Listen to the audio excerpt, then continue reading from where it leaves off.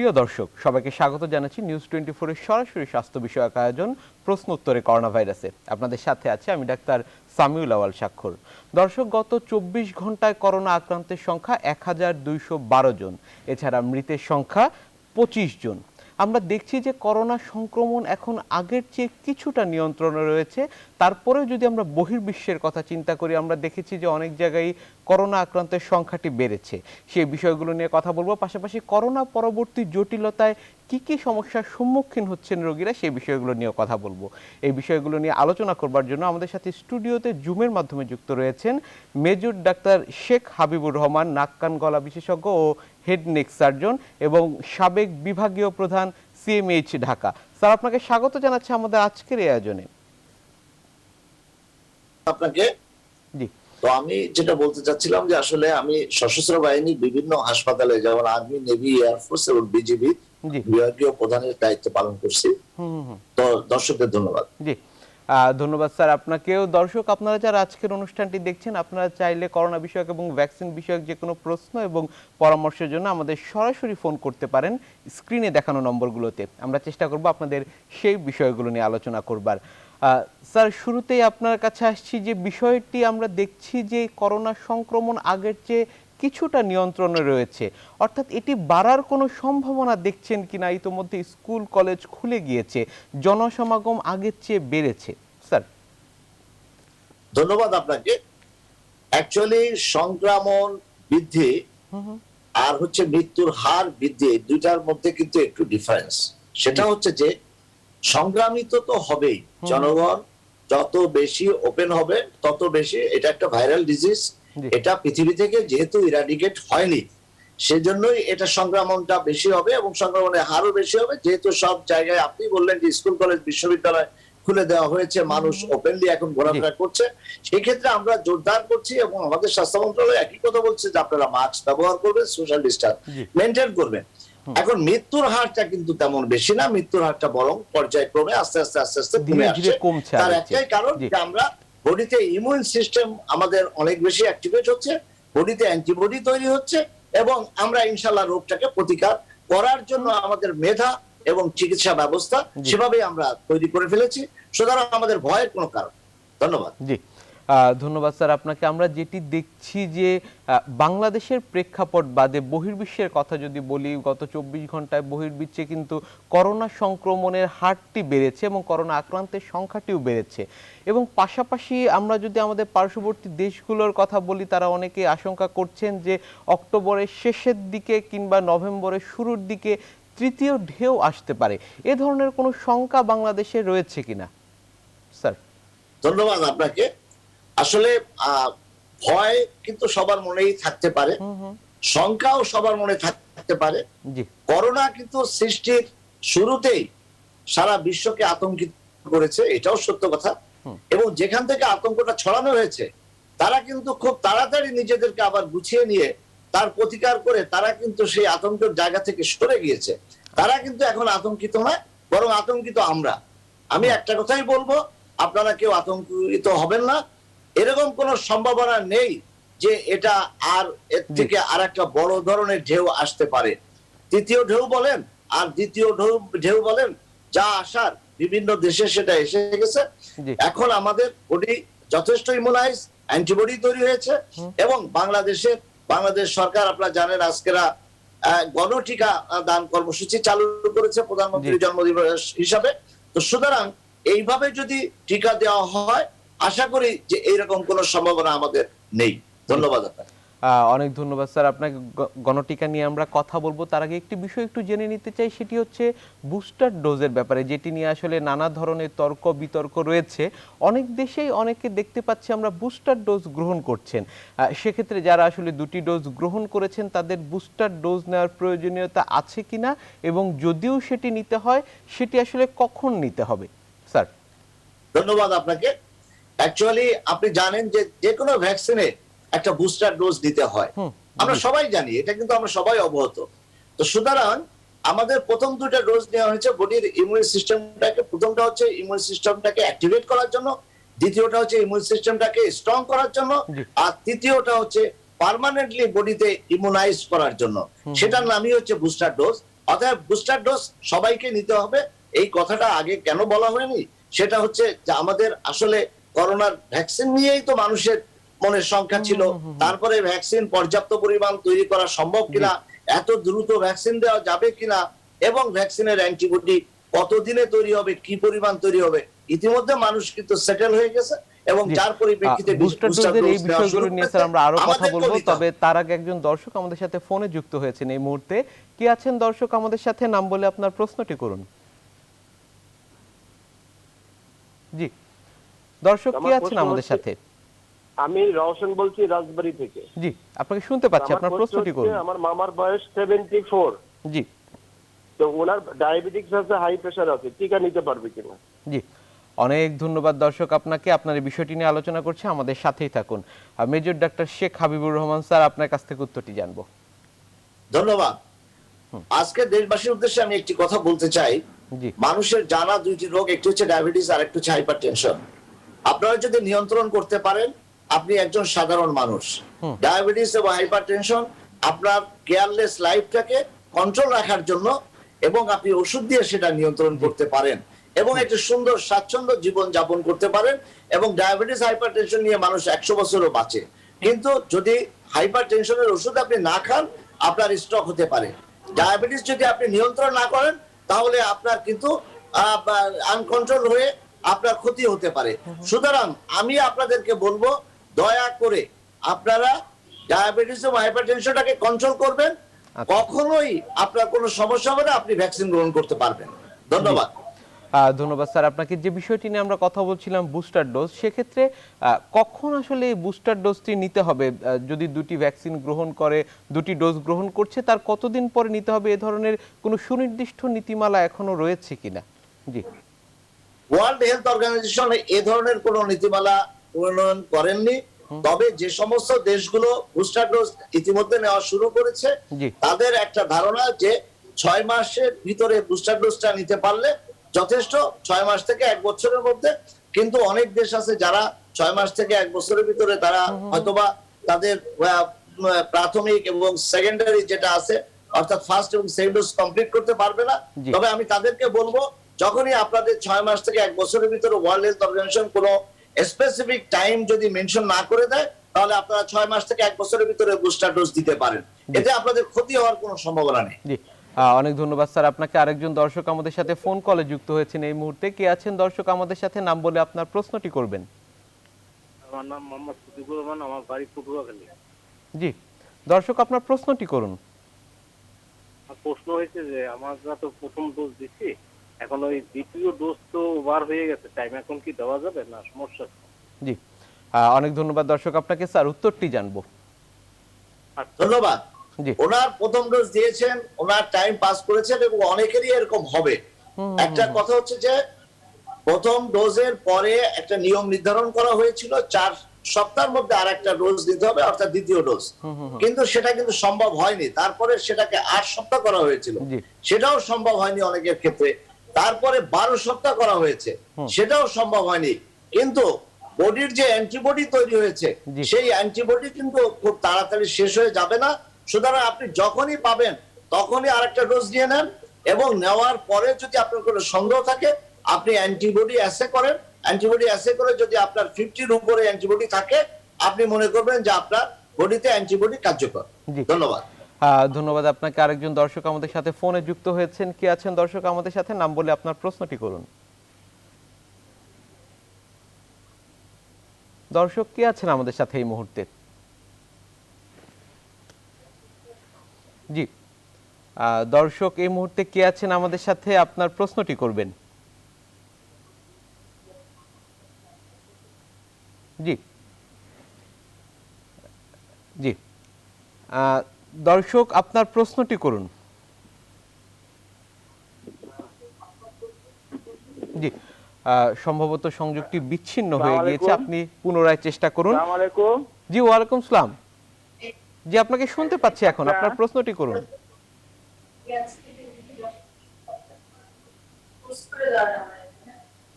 জি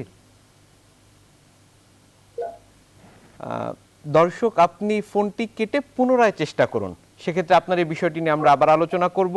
sir আপনার কাছে ফিরে আসছি, যে বিষয়টি নিয়ে আমরা আলোচনা করছিলাম সেটি হচ্ছে বুস্টার ডোজ নিয়ে আলোচনা করছিলাম, এবং আপনি যেটির কথা বলছিলেন যে গণটিকাদান কর্মসূচি, অর্থাৎ গণটিকাদান কর্মসূচি যখন বাংলাদেশে শুরু হয়েছিল প্রথম, তখন বেশ সাড়া ফেলেছিল। মাঝে কিছু সময় আমরা দেখেছি ধীরগতি, আবার গণটিকাদান কর্মসূচি শুরু হয়েছে। সেক্ষেত্রে স্যার গণটিকাদান কর্মসূচির সফলতা আপনি কিরকম দেখছেন, এবং এটি নিয়ে আসলে আরো বিস্তারিত আলোচনা করব। শুরুতে এই বিষয়টি একটু জেনে নিব। ধন্যবাদ আপনাকে। অ্যাকচুয়ালি গণ টিকাদান কর্মসূচি মানুষের মনে আস্থার সঞ্চয় হয়। মানুষ আস্থার জায়গাটুকু খুঁজে পায় যে আমি টিকা দিতে পারবো। তবে গণ টিকাদান কর্মসূচিতে আরেকটা সমস্যা আছে। গণ টিকাদান কর্মসূচি তো গণভাবেই তো অ্যাপ্লাই করা হয়, এবং এই অ্যাপ্লাই করার ফলে অনেকে কিন্তু এসএমএস পাবেন না বা পাচ্ছেন না। সেটা একটা জটিলতা। সেই জটিলতাটাকে অলরেডি ওভারকাম করার জন্য আমাদের সরকার ইতিমধ্যেই পদক্ষেপ গ্রহণ করেছেন বিভিন্ন রকম, যে আপনারা কেন্দ্রে যান, ভোটার আইডি কার্ড নিয়ে যান, বা অন্য অন্য জায়গায় তারা বিভিন্ন সিস্টেমে তারা কিন্তু অলরেডি ভ্যাকসিন দেওয়া শুরু করেছে। এটার একটাই মাত্র উদ্দেশ্য হচ্ছে যে আমাদের জনগণকে ভ্যাকসিনাইজ করতে হবে এবং জনগণকে ভ্যাকসিন দিতে হবে। অতএব এইটাকে আমরা মনে করি যে এটা এই পদ্ধতিটাকে অব্যাহত রাখা উচিত। এবং এই ক্ষেত্রে কিন্তু আমার একটা অ্যাডভাইস আছে, সেটা হচ্ছে যে গণ টিকাদান কর্মসূচির ভিতরে যেমন স্পেশাল চাইল্ড অথবা প্রেগনেন্ট মাদার অথবা যারা কোমরবিডিটি আছে, যারা বয়স্ক, তাদেরকে যেন এই গণ টিকাদান কর্মসূচির সময় আলাদাভাবে তাদেরকে সংরক্ষণ করা যায়। অর্থাৎ 60 ঊর্ধ্ব বয়স্ক যারা আছে তাদেরকে অগ্রাধিকার ভিত্তির কথা বলছেন আপনি? জি জি, তাদেরকে যেন এই গণ টিকাদান কর্মসূচির মধ্যে আলাদাভাবে স্পেশালাইজ ভাবে দিয়ে দেওয়া হয়। তাহলে হবে কি, এদের সংখ্যা কিন্তু খুব বেশি না, তাতে আমাদের তাদের যেন কোনো ক্ষতি না হয়, সেজন্যই আমার এই উপদেশ গণ টিকাদান কর্মসূচির সাথে। ধন্যবাদ। ধন্যবাদ স্যার আপনাকে। আরেকটি বিষয় নিয়ে আলোচনা করতে চাই, সেটি হচ্ছে অক্সফোর্ডের গবেষণা নিয়ে আলোচনা করব। তবে তার আগে আরেকজন দর্শক আমাদের সাথে ফোন কলে যুক্ত হয়েছেন। দর্শক কে আছেন আমাদের সাথে, নাম বলে আপনার প্রশ্নটি করবেন।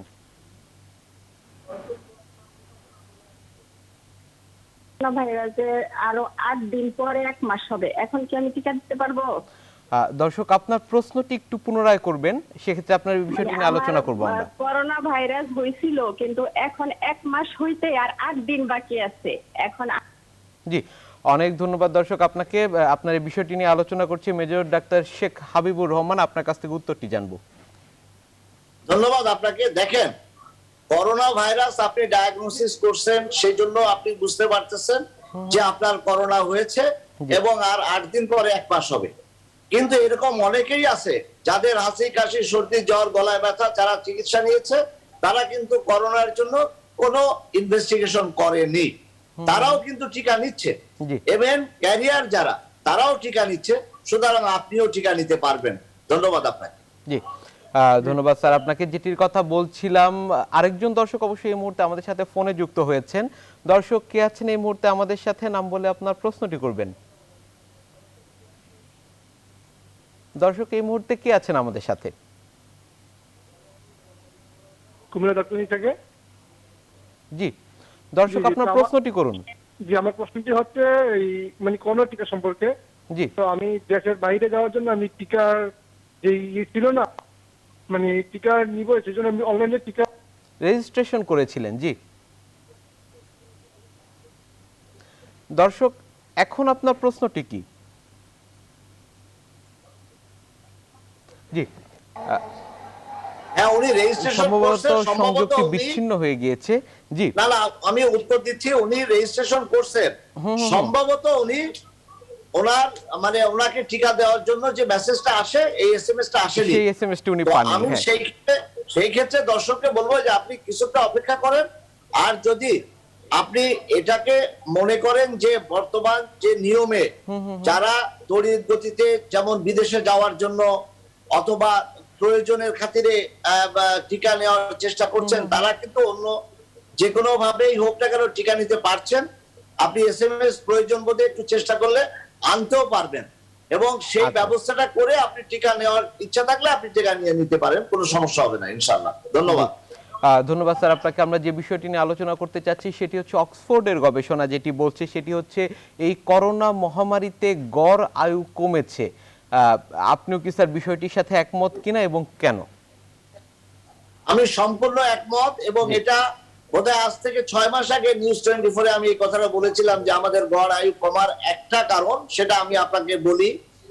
আমাদের আজকে দেশবাসীর উদ্দেশ্যে একটা কথা আমাকে বলতে হবে, যেটা করোনার শুরুতে বলেছিলাম, যে আমাদের প্রত্যেকের কিন্তু ভিটামিন ডি নাই, মানে ভিটামিন ডির পরিমাণ কম প্রয়োজনের তুলনায়। আর এই ভিটামিন ডিটা আমরা পাই কিন্তু সূর্যের তাপে। তো সূর্যের তাপে আমরা যখন যাই না, আমরা বাসায় এসি, গাড়িতে এসি, আমরা শুধু না, যা মানে একেবারে সারা দেশে সারা পৃথিবীতে কিন্তু এই সূর্যের তাপের কিন্তু অভাব আছে এবং ভিটামিন ডির অভাব আছে। আমেরিকা যারা মারা গিয়েছে তার 70% ভিটামিন ডির অভাব ছিল। এই ভিটামিন ডির যদি আপনি নিয়মিত খান এবং আপনার ভিটামিন ডি লেভেলটা যদি আপনি মেনটেন করেন, আপনার আয়ু 10 বছর বৃদ্ধি পাবে।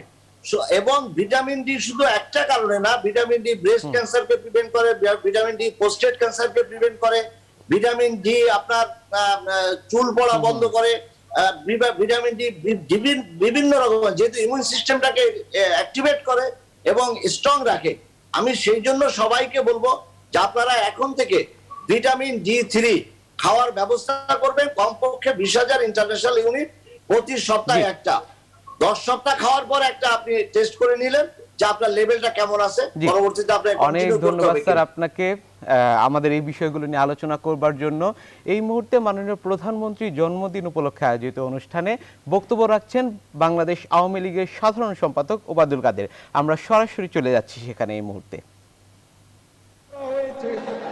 তিনি বেঁচে আছেন বলেই 75-এর খুনিদের বিচার হয়েছে। শেখ হাসিনা বেঁচে আছেন বলে যুদ্ধাপরাধীদের বিচার হয়েছে। পাকিস্তানি ভাব দ্বারা চালিত দেশকে তিনি ফিরিয়ে এনেছেন মুক্তিযুদ্ধের স্বপ্ন চেতনা। শেখ হাসিনা এক আজন্ম উন্নয়ন যোদ্ধার অপর নাম। তিনি আমাদের সাহসের সোনালী দিগন্ত বাড়িয়ে দিয়েছেন, এগিয়ে যাওয়ার আত্মবিশ্বাস। তাই তো আজ বিশ্বসভায় নতুন উচ্চতায় পৌঁছে গেছে বঙ্গবন্ধুর বাংলাদেশ। বাংলাদেশ আজ বিশ্ব মানচিত্রে অর্জনের সোনালী পানে, দিগন্ত পানে অদম্য গতিতে ছুটে চলা এক ধাবমান অশ্ব। শেখ হাসিনা আছে বলে দীর্ঘদিনের অমীমাংসিত সীমান্ত সমস্যার সমাধান হয়েছে। তিনি ফিরে এসেছিলেন বলে বিনিময় হয়েছে যুগ যুগ ধরে ঝুলে থাকা ছিটমহল। তার হাত ধরেই বিক্ষুব্ধ পার্বত্য অঞ্চলে বইছে শান্তির সুলতা। তিনি দ্বার খুলেছেন সম্ভাবনাময় ব্লু ইকোনমি। আমরা প্রবেশ করেছি স্যাটেলাইট যুগে, হয়েছি পারমাণবিক ক্লাব আর সাবমেরিন ক্লাবের গর্বিত সদস্য। তার সাহসী দক্ষ নেতৃত্বে তলাবিহীন ঝুড়ির অপপ্রভাব ঘুচিয়ে বাংলাদেশ আজ নোংর করেছে উন্নয়নশীল দেশের গর্বিত বন্দর। তার সাহসের সোনালী ফসল আমাদের স্বপ্নের সেতু, পদ্মা সেতু, শেখ হাসিনার সাহস আর সক্ষমতার সোনালী ফসল। আমরা অর্জন করেছি মেট্রো রেল, মাতার বাড়ি, রূপপুর বিদ্যুৎ কেন্দ্র, বঙ্গবন্ধু শেখ মুজিবুর রহমান টানেল চট্টগ্রামে, এলিভেটেড এক্সপ্রেসওয়ে, অসংখ্য মেগা প্রকল্প বাস্তবায়নের সক্ষমতা। শিক্ষায়, স্বাস্থ্যে, নারী উন্নয়নে, মানব সম্পদ, প্রবাসী কল্যাণ, কৃষি, যোগাযোগ অবকাঠামো, অর্থনীতির প্রতিটি সূচকে আমরা আজকে মাইল ফলক সাফল্য অর্জন করেছি। আজকে যদি বাংলাদেশকে পাকিস্তানের সাথে তুলনা করে, আজকে পাকিস্তান আর বাংলাদেশের মুদ্রা, বাংলাদেশের 1 টাকা, পাকিস্তানের 1 টাকা 84 রুপি, 2 টাকার সমান আমাদের পাকিস্তানে। আজকে পাকিস্তানে মাথা পিছু $1130, আমাদের মাথা পিছু $2227। পাকিস্তানের আমাদের গড় আয়ু 73 বছর, পাকিস্তানের গড় আয়ু 67 বছর। আমাদের বৈদেশিক মুদ্রার রিজার্ভ হচ্ছে $48 বিলিয়ন। দর্শক, ফিরে এলাম। এতক্ষণ শুনছিলেন বাংলাদেশ আওয়ামী লীগের সাধারণ সম্পাদক ওবায়দুল কাদেরের বক্তব্য। স্যার, আমরা যে বিষয়গুলো নিয়ে আলোচনা করছিলাম করোনা ভাইরাসের, সেক্ষেত্রে একটি বিষয় একটু জেনে নিব, সেটি হচ্ছে এই যে করোনা পরবর্তী জটিলতার কথা আমরা বলি, সেই ধরনের জটিলতা কি কি হয়ে থাকে এবং সেক্ষেত্রে আসলে মানুষের করণীয় কি? দেখেন, জটিলতা তো একটি, আপনি বললেন যে আমাদের গড় আয়ুটা কমে যাচ্ছে, এটা একটা অ্যাসেসমেন্ট। নাম্বার 2 হচ্ছে যে আমাদের বডির ইমিউন সিস্টেমটাকে আমরা দুর্বল হয়ে যাচ্ছি। মানসিকভাবে আমাদের যে বডির মানসিকতা, আমরা মানসিকভাবে আমরা কিন্তু দুর্বল অনেকখানি। এবং যেমন শ্বাসকষ্ট যেটা হয়, যাদের লাংস ইনভলভমেন্ট বেশি থাকে তাদের অনেকদিন যাবত শ্বাসকষ্ট থাকে, কাশি থাকে। দেখবেন যে অনেক রোগী আসে আপনার চেম্বারে, যারা দীর্ঘদিন যাবত কাশি থামছে না বা কাশি ভালো হচ্ছে না। সুতরাং এই কাশিটা থাকে, জয়েন্ট পেইন হয়, সারা শরীরে ব্যথা হয়, ঘুম হয় না ঠিক মতো, এবং মানুষের মধ্যে একটা মানসিক চিন্তা থাকে। হার্টে অনেকের সমস্যা দেখা যায়, যেহেতু এখানে মাইক্রোকোয়াগুলেশন হয় এবং মাইক্রোকোয়াগুলেশনের জন্য এন্ড আর্টারিগুলো ব্লক হয়। এখানে ছোট ছোট অ্যাটাকও হয় অনেকের, এবং ব্রেনেও অনেক সময় ছোট ছোট। এই ধরনের জটিলতা হলে দর্শক আপনাদের কিন্তু দ্রুত চিকিৎসকের শরণাপন্ন হতে হবে। আজ এখানেই শেষ করছি, আগামীতে আবারও দেখা হবে। সে পর্যন্ত আপনারা সবাই ভালো থাকুন, সুস্থ থাকুন, নিউজ 24 এর সাথেই থাকুন। আল্লাহ হাফেজ।